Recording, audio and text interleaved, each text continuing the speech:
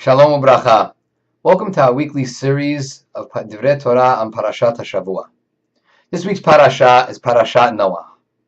At the end of this week's parasha, in Perek Yod Aleph Pasuk Aleph, we are taught about Dor HaPelaga, the generation that built the Tower of Babel in an attempt to dethrone HaKadosh Baruch Hu, God, from his post of creator and controller of the world.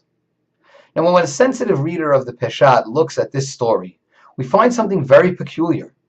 Our rabbi's explanation of mankind wanting to wage war against HaKadosh Baruch Hu, being the reason why this generation was separated and HaKadosh Baruch Hu was forced to come down from Shamayim and to break up Dor HaPelaga's party, is very puzzling. Because when we look at the text, we see only positive, or what we would think would be positive traits brought up by the text. In Pasuk Aleph, in Perek Yod Aleph, the Torah tells us these two character traits. One character trait is unity, and the other character trait is sharing of the same language. Now, aren't these two things very good? Aren't these very positive things for a society to have? Imagine how much more powerful this world would be if we all shared the same language. Language barriers prevent many different things from being able to happen. And regular unity, we're a very divided people. So what is HaKadosh Baruch Hu so upset about when he descends and he sees what's going on? And in Pasuk Vav, we get our answer. And Pasuk Vav in Perek Yod Aleph reads as follows. It says, Vayomer Adonai, hen am echad v'safa achat lechulam, v'zeh hachilam la'asot. Translated,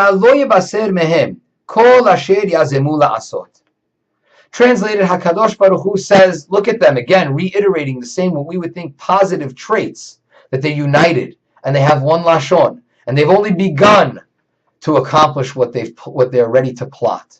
And there will be no stopping them. Now we know and we understand that HaKadosh Baruch Hu can stop anybody.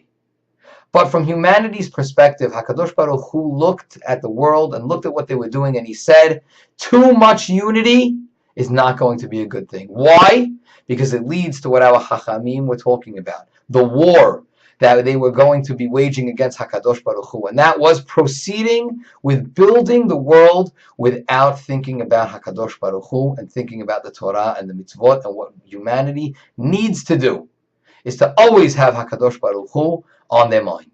And this recipe of being united with the same language in one spot was not going to be positive for the world.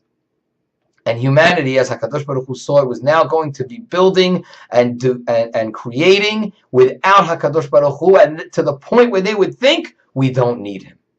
And that was going to be catastrophic. And that is what HaKadosh Baruch Hu saw as being the sin of Dor HaPelaga. And that's why our rabbis say that this was a war that was being waged. Because we know that wars don't end well. One side wins and one side loses.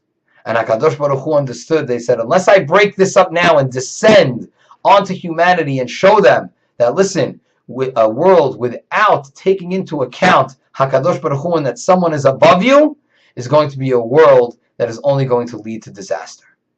Rabbatai, this is an amazing message for all of us.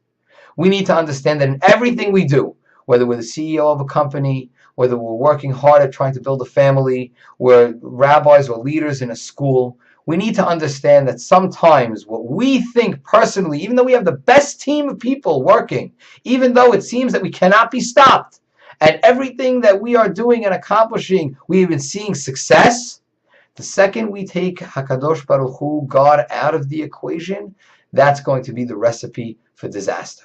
Be'ezrat Hashem, we take the message of Dor HaPelaga and we understand that we keep HaKadosh Baruch Hu in the forefront of all of our tidings.